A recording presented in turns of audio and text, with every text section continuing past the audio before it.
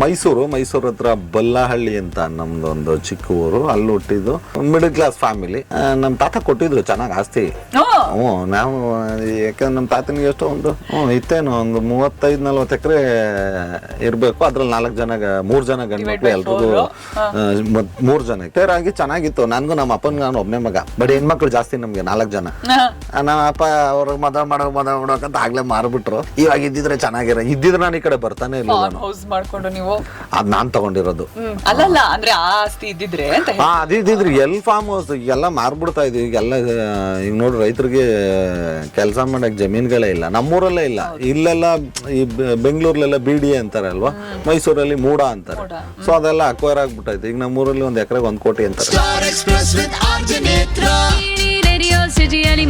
ಇದರ ಪೂರ್ತಿ video radio city Kannada YouTube channel ಅಲ್ಲಿ ನೋಡಿದ್ಮೇಲೆ ಸಬ್ಸ್ಕ್ರೈಬ್ ಮಾಡೋದು ಮರಿಬೇಡಿ.